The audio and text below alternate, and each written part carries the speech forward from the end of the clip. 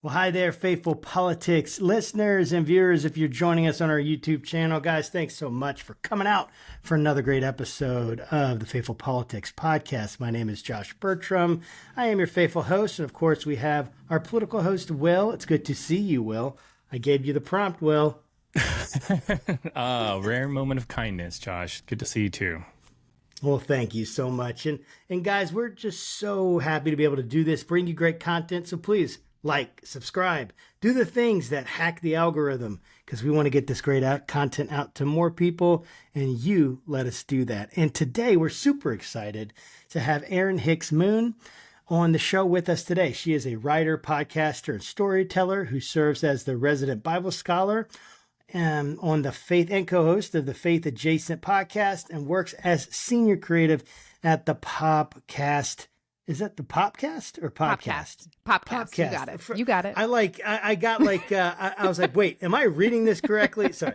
At the Popcast Media Group, she authors the popular Substack newsletter, The Swipe Up, and her forthcoming book, I've Got Questions, well, I guess it's out now. Yes. I've Got Questions, the spiritual practice of having it out with God through Baker. And she invites readers to wrestle honestly with faith and doubt. She's a Texan, now living in Birmingham, Alabama with her husband and 3 children. And she's known for helping people disentangle faith in a kind, curious community that welcomes honest questions. Erin, thank you so much for coming on the program. I'm so happy to be here. Thanks for having me. Absolutely. We're so happy to have you. And so, of course, there's a story behind the book, and we always ask our guests to talk about that. But I am particularly curious about this. I've Got Questions, the spiritual practice of having it out with God.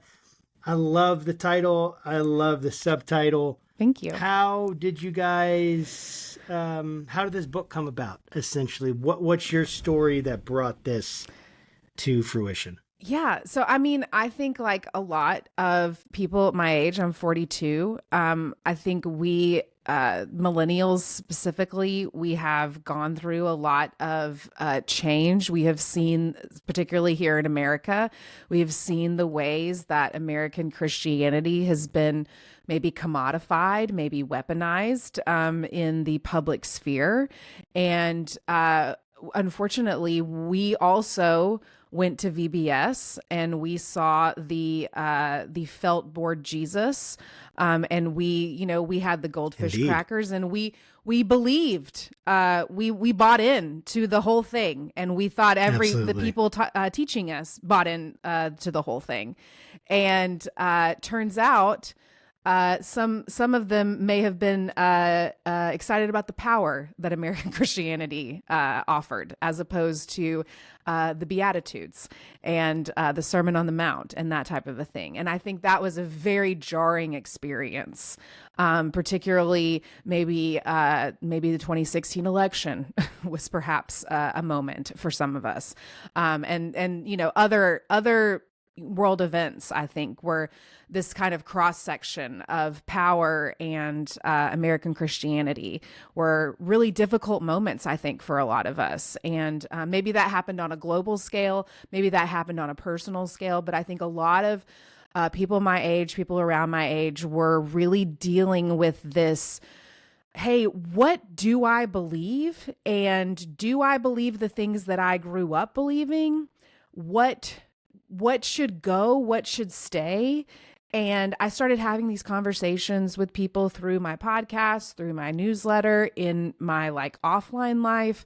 And people were really, really struggling with, I don't fully know what I've got here as when I look at my faith, when I look at what I believe, like my church life, my faith life, God, that kind of a thing. And so I wanted to, I was also going through that, and I was maybe just a little bit ahead of other people. And there were some people who were also ahead of me that I was, kind of looking at as well. And so just kind of leaving some lanterns on the pathway is kind of how I see this book a little bit. And so that is the process of that. I went through a couple of like kind of processes, a sort of a framework in a way to say, hey, let's pick up some pieces of our faith. Let's examine them. Let's see if what's good, what needs to stay, what needs to go. You know, Richard Rohr talks about the 3 boxes of order, disorder, and reorder.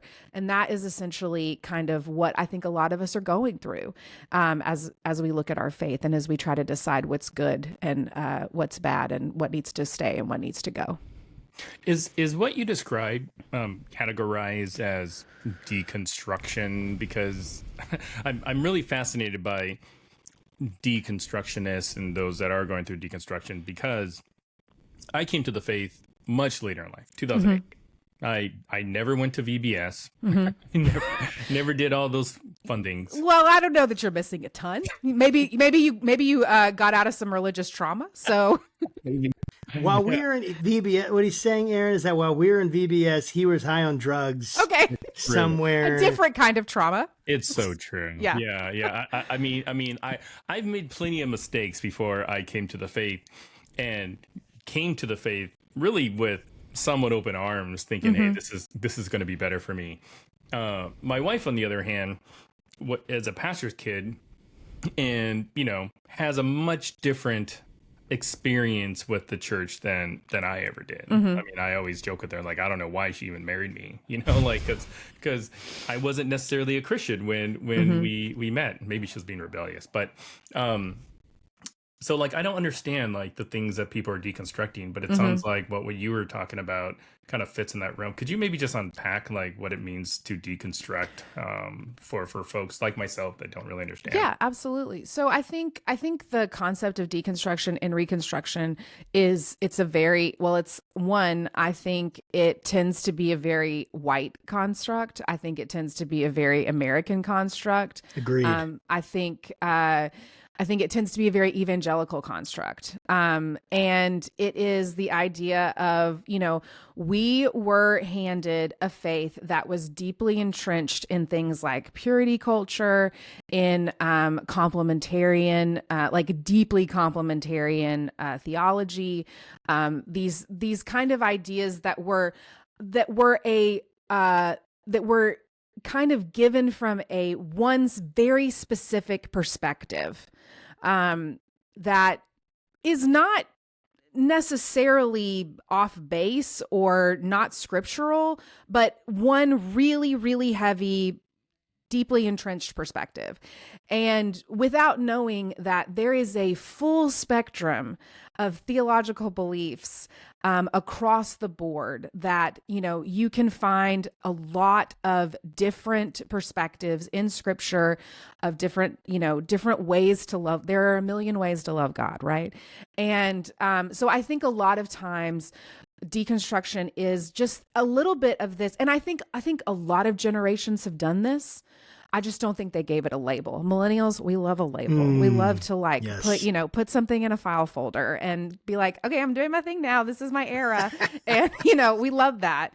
And I don't think there's anything wrong with that. But, I was talking to my dad about this, and he was just like, we just didn't do this. Like, this is not, and I'm like, no, you did. You at some point took the faith that my grandfather gave you, because you grew up in church, you grew up in Sunday school. And at some point you decided whether or not that was something you wanted to keep. Is this something that you decided that this was what you wanted in your adult life, as opposed to keeping the faith of your childhood? You decided, okay, do I believe the things that were handed down to me? And I think that's all deconstruction is kind of like, okay, I was so entrenched in this as a child. Have I even bothered to kind of examine and prosecute the things I believe as an adult? It's taking that Adam and Eve narrative. Okay, here's the story I was told as a child. Here's the Noah's Ark story I was told as a child. Okay, now let's look at this through an adult lens. Okay, what do I actually believe about this? The Bible was given to me as an instruction manual as a child. Looking at it as an instruction manual as an adult is a wild concept, because you can clearly see that it's not an instruction manual. Agreed. Or it is an instruction manual on how to not human. Like that would be a wild a wild thing to be like, no, this teaches me how to be a person. No, it doesn't. That teaches you how to murder people. That's a crazy thing. Like, no. And so I think it's just this process of like growing up in your faith a little bit and saying, okay, I don't know that the things that I was taught, maybe they were simplified. And I don't necessarily also think that that was like an ill-intended thing. Sometimes it was, but not all the time. Sometimes you grew up in a high control religion and that was the intention. It was the intention to control you and to manipulate you into conformity or whatever. But a lot of times it was just like, my parents, they don't know what to tell me about sex. And so we're going to go with true love waits. And now we know because we've been to therapy now and we've had, some of us have been married for 20 years and we're like, well, now we know that wasn't the best thing for us. Maybe that did not work out as well as we wanted it to, but now we know. And so it's just that unpacking. I see it as that unpacking of, let me examine this. Let me pay attention to this. Let me be intentional about this. And then I'm going to unpack all of these boxes. I'm going to lay all of this out, what stays, what goes, and now I'm going to pack it back up. It's that order, disorder, reorder.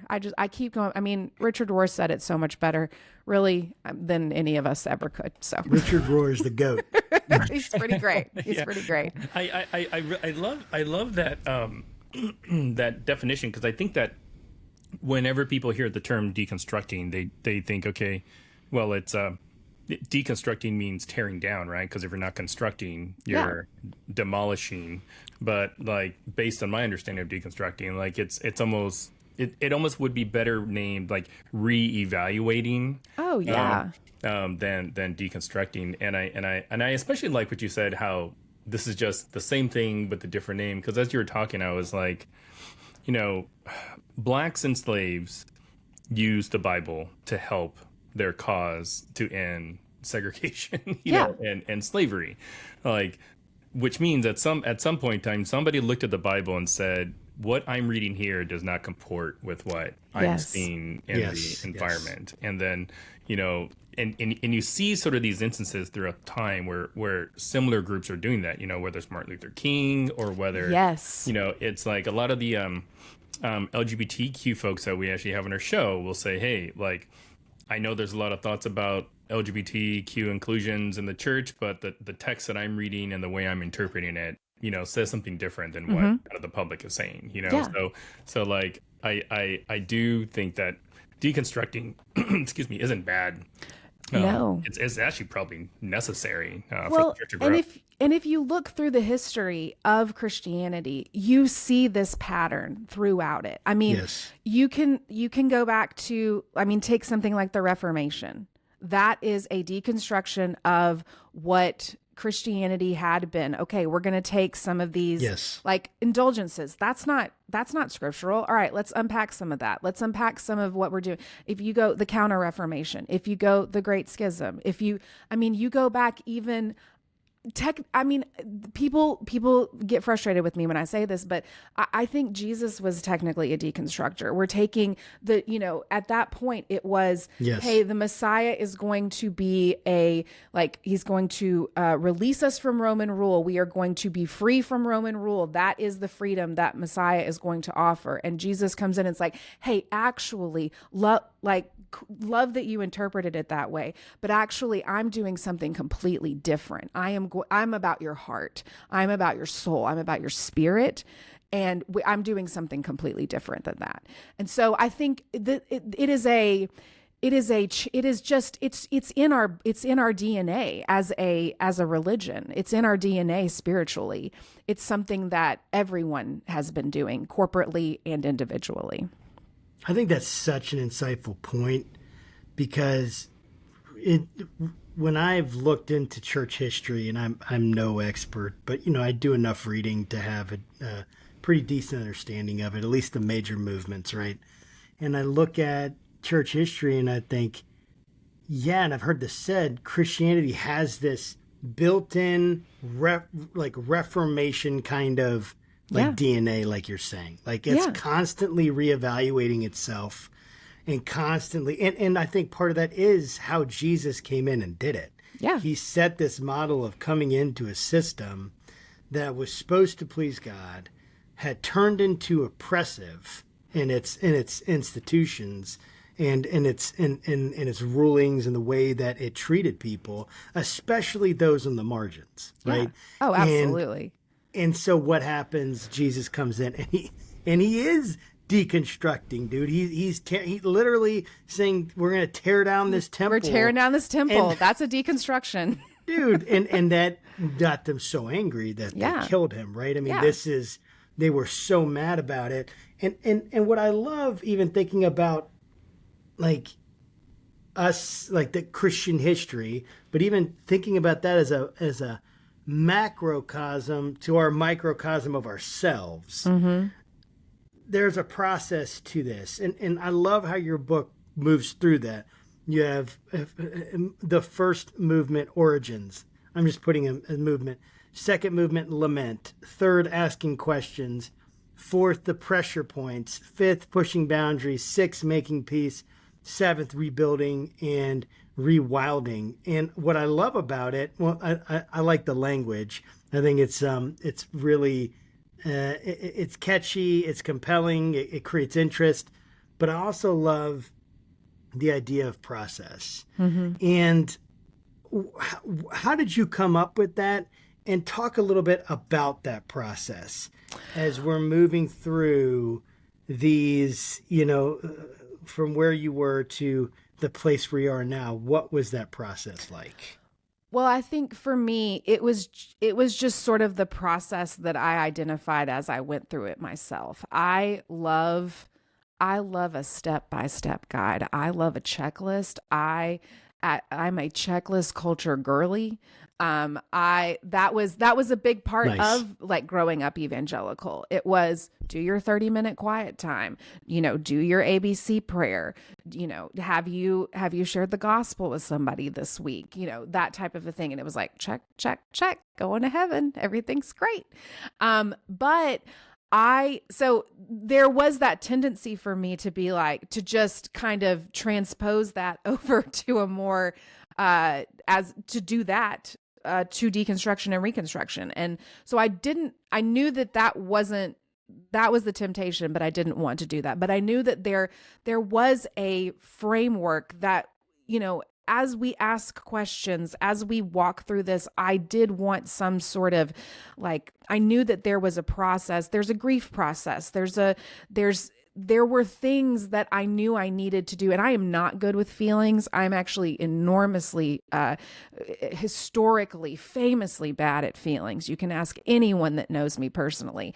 And so I knew that I would need some sort of like a tripwire to be like, okay, you have reached this point in the process. Now you need to focus on being sad now, because you are sad because, the first thing is like lamenting the things that you have lost in this, maybe your church has hurt you. Maybe you have experienced some sort of loss in faith or spirituality, or the thing that you thought was going to happen, in your spirituality did not happen.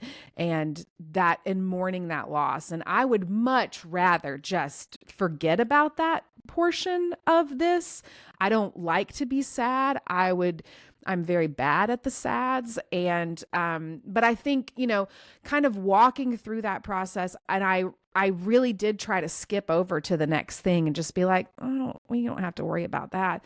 But when I started the next part of the process without grieving and without like honoring that part of me that was very sad, I was like, I actually cannot move on.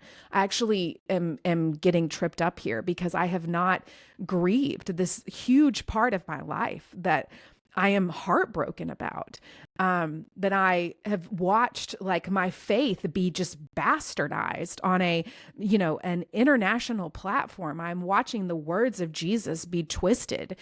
These words that have meant so much, like genuinely so much to me, I believe them.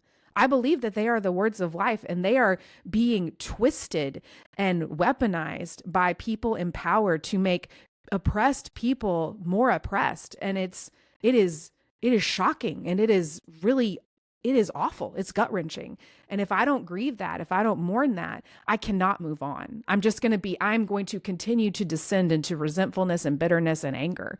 And that's okay. Like, I can be mad, but I also need to pay attention to what's underneath my anger, which is really just grief. And so I knew that there was going to have to be a process that, and so it was just really just kind of me, like running into a lot of walls over and over again, and figuring out like how I could move forward. And I think, and what's interesting about the process is I'm not just going through it once and we're done. It's like I have to keep going through it, because it's always like, okay, something else has come up. Now I'm hurting again. I'm in lament again. And now but now or I need to go back to a space and I need to push another boundary because I'm still uncertain about something here. And I just think that's our life in the Spirit.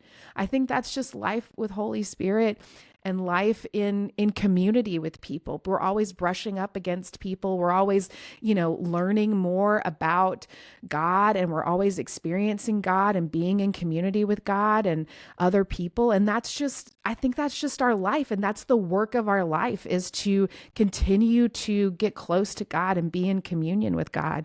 And so we're always kind of walking through that experience, I think. I'm really interested in like the spiritual surgical precision it takes for a deconstructionist to like say all this other stuff is bad, but like my faith in Jesus is still true. And I'm super like curious, because I spoke with she's a content creator, April LaJoy. I love April. I think she's fabulous.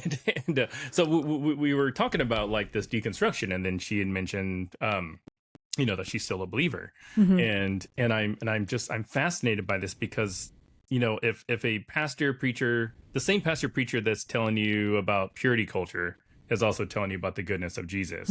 Like, so how do we pick out this part we don't like and then stick with this part? I'm really curious on how you do that. Well, I think that happens for some people, and I think for some people it is the thing that kills it for them.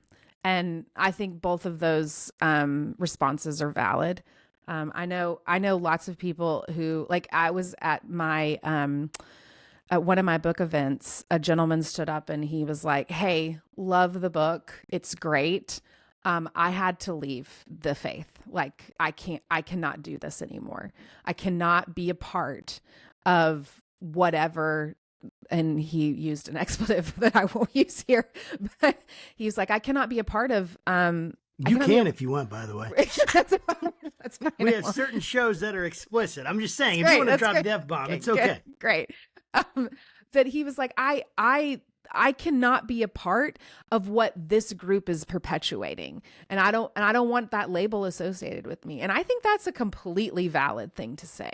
But for me, and I don't judge that. And I also don't know that is a forever thing for him or anyone else. Just like I don't know it's a forever, like I assume that I will be a believer for all of my life, but who knows? I hope so. But who knows what'll happen? Who knows how I'll change? But I also don't know that that's a fixed point for that guy either. And what I want more than anything is I want to be open to movements of the Spirit. But I think what's hard is that for me, I don't want to let somebody walk out the door with Jesus's name in their mouth in a way that is a weaponization. I can't, it makes me ill. It makes me, it drives me insane. I don't want it. It is wrong to me. It feels evil to me. It feels, like I'm like my heart rate is going up right now just thinking about it. And I want to not save it, but be a counterweight to what is on offer right now, which is American Christianity can bring you power. It can bring you wealth. It can bring you this certain amount of you can do whatever you want. We can have whatever we want now. And that's not the faith that I see in Scripture. That's not it. And so I think for me, I want to separate the BS. And I want to go back to this, what I see in Scripture, this Jesus, that's not what I see out here. And that's not what I see in purity culture. That's not what I see in A, B, C, and D. And so I want to be able, because this is the thing that I actually do believe in. This is like the words of Jesus, the Sermon on the Mount, the Beatitudes, the fruits of the Spirit, all of this is good. This is the words of life. Like I always go back to that story about Peter, when Jesus, and all the disciples he's like, hey, are you, all the disciples leave. And Jesus asked Peter, he's like, are you going to leave too? And Peter's like, hey, where else am I going to go? Because I genuinely do think that you have the words of life. Subtext, I do think you might be crazy, but I do think that this you are the guy. So no, I'm not leaving. Do I feel great about staying? I don't know, but I'm not leaving. And so that to me has always kind of been my deal. It's like, no, I'm here because I do believe that this is where the words of life are. Do I like what everyone else is doing? Not always. I would love to have a family meeting with some of you. Maybe you want to have a family meeting with me, but that to me is, there is something very different. There are two Christianities in this country. And yes. I really, and there's probably more, but there are definitely two. And I really, really, yes. really want to salvage the one that I see in Scripture. I really love that. I want to focus in a little bit on the lament piece because I think it's so powerful, and I think it's a lot of times misunderstood about what we mean by that. And I just love the name of the chapter, White Lion Hot Dog Jonathan Jesus. I think that's I just, again, if someone read that, okay, what are we doing here? But you talk about biblical lament, right? And then you talk about bringing in Jewish mourning rhythms and looking at Jesus' words in the Sermon on the Mount, that blessed are those who mourn. And even as this is a template, not just for personal, but even congregational lament, can you dig into that a little bit for us? What did you find as you were researching? How did this work out in your own life? And this is, I know it's several questions here, but really it's about, what was this grief and lament? Why is it so important? Yeah, I think, every other culture has a robust grieving rhythm and ritual. We do not. And we did as Americans. We did, mainly because we brought a lot over from our home countries when we immigrated. Native Americans, they had indigenous people here had a robust culture. Obviously, we have destroyed that, but we have really sanitized our grieving process here. It is almost non-existent. And anytime that we experience loss, we have so removed ourselves from that loss that we kind of copy paste that into any time we experience any kind of loss, whether it's a loved one dying or getting, kind of having to remove ourselves from a community, a faith community, anything like that. So we don't know how to grieve. I certainly don't know how to grieve. I find myself that moment in Talladega Nights when Will Ferrell is like, I don't know what to do with my hands. That's how I feel every time I'm being asked to be sad about something. So it was going into Amanda Held Opel. She wrote a fabulous book about the rhythms of grief. I can't remember the name of the book off the top of my head, but grief and rhythms of grieving in other cultures. It's a wonderful, wonderful book. But one of the rhythms that I have always really been interested in is the Jewish practice of sitting Shiva. And it is it has such beautiful symbolism within it. And it has taught me so much about how you can, especially within community, because I think we have also individualized our grief so much. We have kept it to ourselves because we love to, pull ourselves up by our bootstraps and do it on our own, and to our detriment. And so that there's this communal aspect of it, that it is a process. You are not asked to just jump right back into your job a week later after, someone has passed away. There is a slow process, and you are not asked to fake it. You are not asked to spiritually bypass your grief. You are not asked to, say stupid platitudes about, God, it's all in God's plan, or God gained another angel. Nobody says that BS in Shiva. It's not allowed. Like, you can barely, no one even gets to talk. It's just like, everybody shut up, stop saying stupid things. There's so much in it that I think we can learn from, because we have so sanitized ourselves from the actual process of grief. And it is rich, and it is robust, is beautiful. It's really lovely. We've spoken to a lot of authors on the show, and I've learned a couple things. One, that authors don't always get to choose the title of their books. Mm-hmm. Most books get released on a Tuesday. Yes. Weird. Because our episodes post on Tuesdays and Saturdays, so that's the only reason I know that.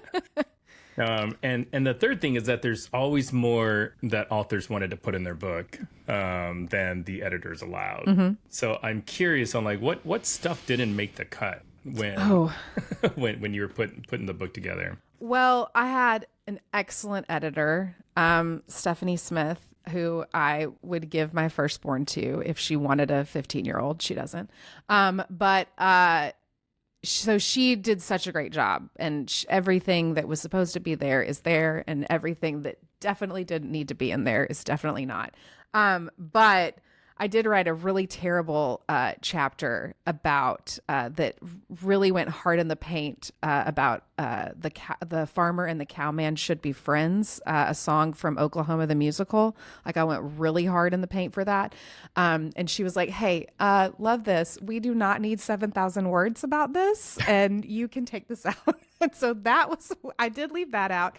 And then I think what's hard about this is that so many stories, they're mine, but they're also someone else's. And you don't want to blow up somebody's spot. You don't want to be a jerk, because maybe you were hurt, and maybe that person didn't intentionally hurt you, but that is a part of your story. So you do have to kind of be careful about that. You do have to, and also I wanted to be very careful because so much of my religious trauma, I had a wonderful childhood. I had an excellent, my parents are amazing, and I had a lovely home church. I still talk with my childhood pastor, and he is an amazing person.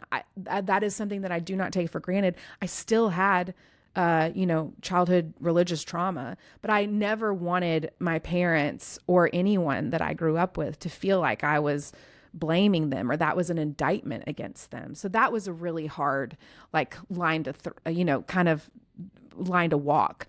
But my parents said that we did it, so we did an okay job.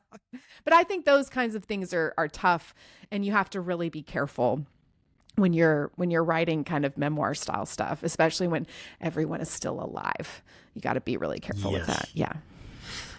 I can imagine the difficulty of that, and I haven't written a book yet. I keep telling Will we should write a book. Oh yeah. But then I'm always just saying it because, he writes Substacks all the time, so he would be writing it, and I would be like, oh, I need to get my chapter, and he would be like, dude, when's your chapter gonna be in? So we will get that figured out because I just have ADHD all over the place, but. I love the idea that you bring out about asking questions. I think questions are very, very important. I think questions get us to, like, they get our brain moving in directions, like, when you, that we wouldn't normally go, maybe. And it's funny because you ask a question, your brain can't help but start to process the answer and try to figure that out. And so, we're kind of built that way, right? But also, questions have a cost, and I've thought about in my own life, I've had to make some difficult decisions. One of them was I resigned from, or essentially left a denomination that I had been in my whole life. And some of the support structures there, especially at a time when we were planting a church. And I think about that and the questions that I had about, is this true? Is that real? Should I be there? About certain theological positions and all that, they had a cost. They had a real cost later on, right? They start here, but the cognitive dissonance that it creates, I think part of it is the anticipation of the cost. Yeah. And you invite people to be curious, but curiosity has a price. And I would just love, what was the cost for you? And you can even just reflect on the cost in general if you want, but what do you think about that concept, really, that our questions can have a cost? I think that is why a lot of people don't want to ask the questions. And I would say that is anecdotally what I hear people say often. They say, look, I know I need to do this. I know I need to prosecute some of what I believe, but I know the second I do, I'm going to have to leave my church. I'm going to have to put boundaries down in a relationship that's going to be really difficult. I'm going to have to change the way I do A, B, and C. And that is hard. Like, I'm absolutely 100% not denying that is difficult and scary and painful. And I think for me, the cost happened. I mean, the cost was there were some relationships that did not survive. There was a job that did not survive that. And there was a community that did not necessarily survive that. And now I can say, because I'm a good bit on the other side of that, those things were restored, not 100% in the same way, but they were restored. And I in great ways, in very, very valuable ways, in very robust ways. But that took a while, and it does not take away from the pain that incurred, I think. But I am 100% sure that honestly asking questions and losing some of that stuff is better than knowing that you need to ask the questions and living inauthentically in that, even when you're living in community and in safety. And like, I know the tension there, and I know that that's hard, but to stay in an authentic place, knowing that when you ask those questions, you're going to have to change. That's a tough place to be. That is where you're going to start having panic attacks and indigestion, and you're going to need to go to the doctor for that. That's a tough place to live. That's a tension-filled place to live. I am curious, and I don't know if a lot of the conversations we're having already, it's just a conversation in subtext, but I'm going to ask about the role that politics played into just your awareness of your spirituality, because it is weird. Like when I think about liberal people I know that may be deconstructing, it's like, purity culture, complementarianism, blah, all that's bad. Republicans that are deconstructing are like, yeah, that stuff's bad, but also, like, we've got a president, we've got a Republican Party, we've got Christian nationalism, we've got all these other sort of factors. So talk to us about, like, politics in your life. Well, I grew up conservative. I grew up in the Panhandle of Texas, which I don't know if you're familiar, but it's extremely red. And it's, the buckle on the Bible Belt. And I that to me, it was marketed as, this is how Christians vote. We vote for compassionate conservatism. And I believed that. I saw that was that made sense to me. And it wasn't, and even as I went to college and the first time I actually voted, and the first couple of times, I was like, yes, this makes sense to me 100%. And then as I got older and I started to read about, like, I started to have more nuanced views, and hear me say this. I do not think that just because you grow up and you start reading and you start having more nuanced views, that means you should become more liberal or you should become more progressive or whatever. But for me, what happened was I had been handed, in the same way as religion, but I had been handed a very black and white version of, let's say, abortion. Like, okay, here, we don't kill babies. Okay, yeah, I don't want to kill babies. I don't kill babies. I don't want to kill babies. 100%. Yeah, me either. Yeah. So yes, I am pro-life. Yeah, that makes total sense to me. Well, later, I'm learning more about what that means. And it's like, oh, this is way, way more nuanced than I thought it was. That the I don't kill babies, that does not encompass hardly any of this. So it was a process for me to go, okay, wait, what do I actually believe? And then I started having sex because I got married, and then I was like, I could be pregnant, and then then a whole other world opened up to me, and I was like, whoa, hang on just a second. Now it's actually affecting me. And so it was like it was like a 10-year process of pulling some of this apart. And then I think it was all of that. And then it was 2016. I will never forget where I was when that Access Hollywood tape dropped. I will never forget it, because I was on our back deck at our old house, and my husband came through and he was like, "Did you see this?" And I said, "No, what is it?" And he showed me, and I was like, That's it. We're done. We don't have to listen to this anymore. We're not going to have to deal with him anymore. This will be it. This is it. Because I remembered when I was a child and Bill Clinton, and it was like, no, we need a president with character. Like, obviously, like, yes. And I was like so excited. And then nobody cared. Like, none of the people that taught me in Sunday school on Facebook, they did not care. In fact, they doubled down. And I was like, whoa, what is happening? And it was like that 24 hours, everything changed for me. And it was so jarring and it was so upsetting. And I remember sitting on the couch with my daughter the night of the 2016 election, because she was so excited, because she was like in third grade, and she was like, "Is the lady going to be president?" And I was like, "Maybe, I don't know, very exciting." And she fell asleep, and I was like, I can't wake her up. I cannot wake her up, because I cannot believe this is happening. And then we woke up and it was 81% of white evangelicals voting for him. And I was never the same. I was just never the same. And I could not believe it. I felt betrayed. I felt so disconnected from the people that I sat in the pews with. I could not believe it. And it is still, I still feel so betrayed by it.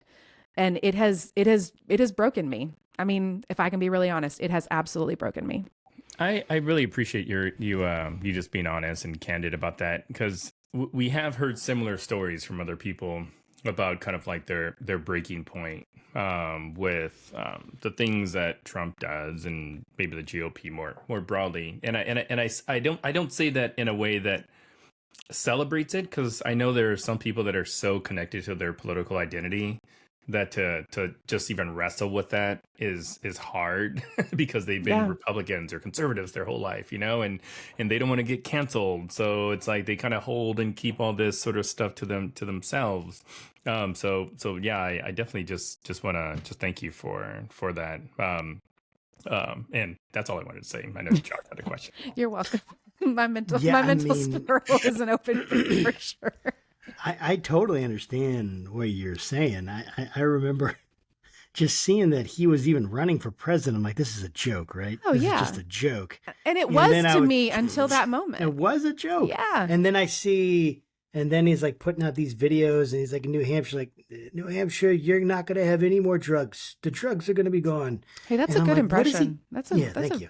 As a theater major, let me say. I would like show people, I'm like, are you serious? Yeah. This is his position where he's going to get rid of drugs everywhere. And it's like, of course, that didn't happen at all. Yeah. And like any of the things he said didn't really happen. Many of them. I should calm down. Yeah. But I remember I was just looking at this. I'm like, this is crazy. Yeah.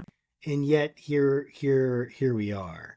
And I don't blame, like, I understand conservatism 100%. I voted for him in 2016. Yeah. I did. Like, I understand conservatism. What we see now is so far away from conservatism. It is so far away from John McCain. It is so far away from, Mitt Romney.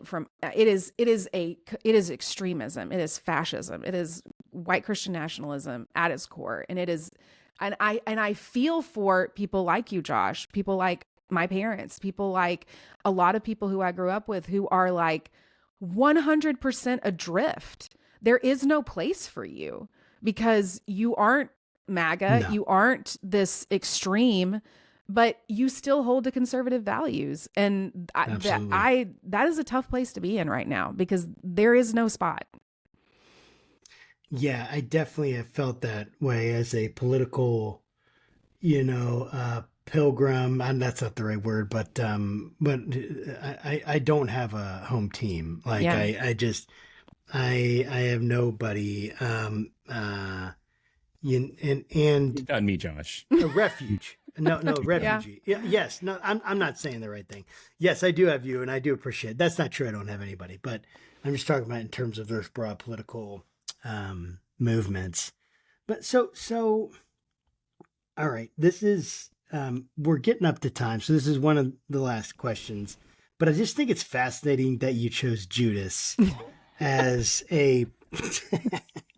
I love Judas. Now, I will say that I have thought, I have gotten to the place where I'm much more compassionate on Judas. Yeah.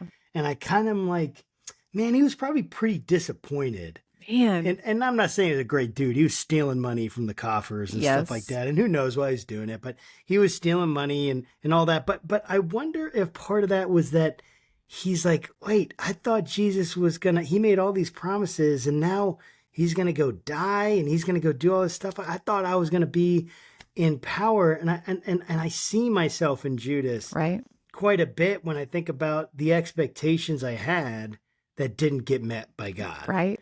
Or by Jesus or whatever it is. Yeah, you do. And Judas was the enemy, right? He's the guy in the play. When you go to Easter play, he's like horrible. He looks all dirty and evil. Yeah, he's like horrible and evil.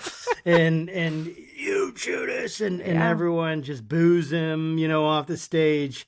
And yet we're all kind of Judas. So could you just talk a little bit about why did you choose Judas to walk alongside? You talk about in your book. What was it about Judas that compels you to work with him as an imaginary? He's not mad, but partner in this, and as opposed to like Paul or Peter or Philip or one of those other guys that no one boos. Well, I think it's what you just said. I mean, it's what you just said. Like, it's so easy. Meredith Ann Miller, who is one of my favorite writers, she talks a lot about like kids and like handing them a faith that they don't have to heal from, which is fabulous. She's an excellent follow, but she talks a lot about how it's so easy for us to cast ourselves in scripture as the hero. And that's something that, I was listening to, this was forever ago. It was a Liturgist podcast episode, and Propaganda was one of the guests.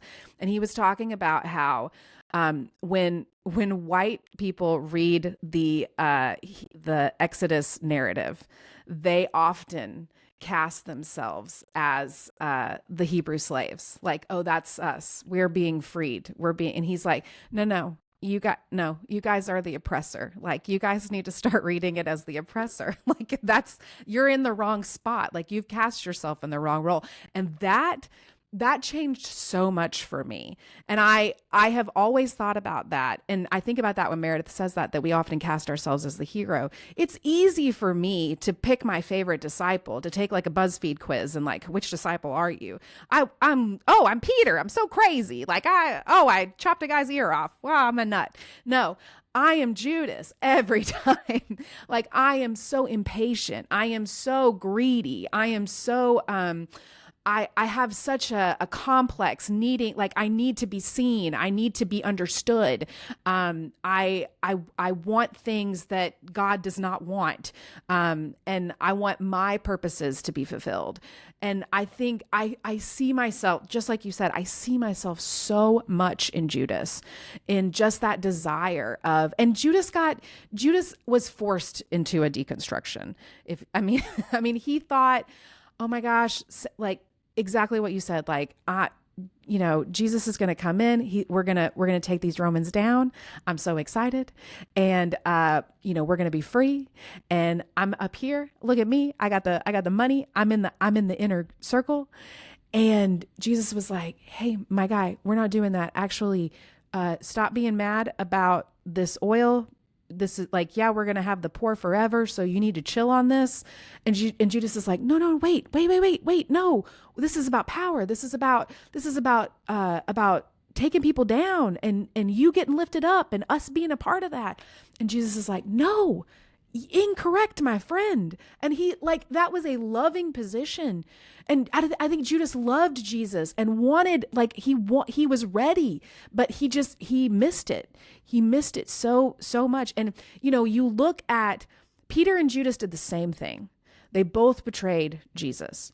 Same thing, exact same thing. The only difference is how they responded to it at the end. I'm convinced that if Judas had hung around just a little bbit longer, Jesus and Judas would have had the exact same conversation that Peter and Jesus had at the resurrection, and everything would have been chill. But he couldn't handle it. He was racked with too much guilt.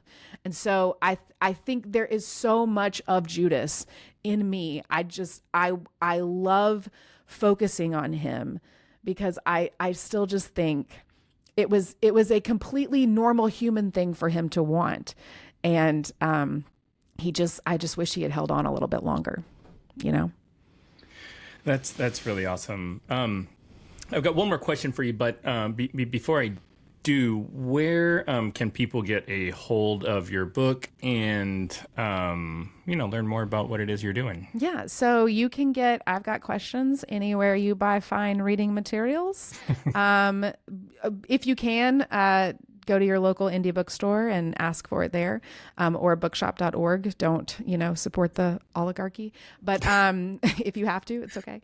The Elon Garky. And then I am on Instagram at Erin H Moon, and I write on Substack at erinhmoon.substack.com. So come hang out with us. We're a lot of fun. Super, super awesome. Okay. Yeah. Last question. If you were to get a piece of fan mail from somebody that read your book, and they wrote to you about the ways in which their book or your book affected them, like, what would you want that letter to say? I actually got it the other day. This was so cool. Do tell. Okay, so I got this email from this 70-year-old woman. Oh, okay. It was a 70-year-old woman, and she was writing on behalf of her and her husband.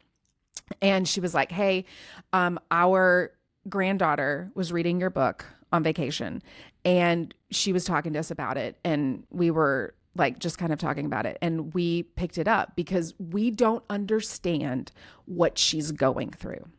Like, she's going through this crisis of faith.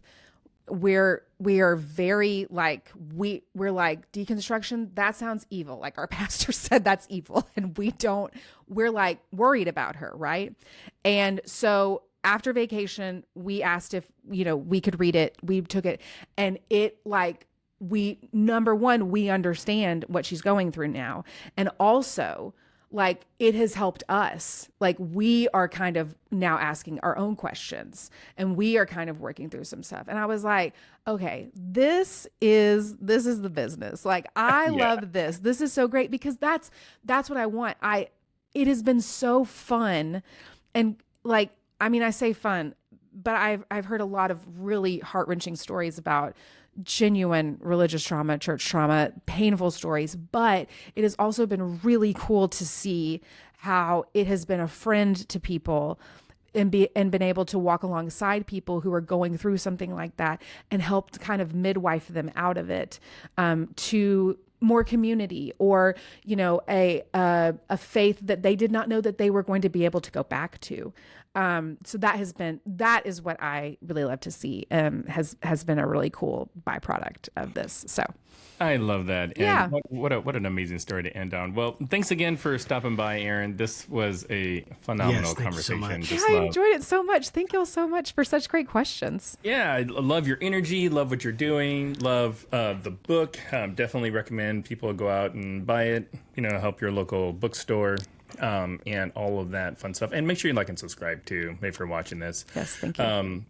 Yeah, it really helps us out if you want to get this message out, and especially if you want to. Podcast. Sorry, you have a podcast too, right? Yes, I should have said that. God, I'm such an idiot. Yes, yes, please. We have the podcast, Faith Adjacent. Yes, we do not take ourselves very seriously. We take the faith aspect seriously, but we are very silly and slightly heretical. So if that's your vibe, we are too, actually. I mean, what's really interesting is, like, I get a lot of I don't get as much slack as Josh does, because I'm the liberal. I'm a Democrat. Yes. I'm a believer. You're already godless. You're a godless liberal. when I led worship for a time in my early days, I had people in congregation say I couldn't lead worship because I like to wear hats, which is true. I do like to wear hats. So, and for me, early in my Christian days, I'm like, I guess that's true. Like, I haven't read the whole Bible yet. So maybe it's in there. Maybe there's like a secret catchphrase or something, but anyways, yeah. Thank you again for everything. And to our audience, thank you for joining us. And remember, keep your conversations not right or left, but up. And we'll see you next time. Take care. And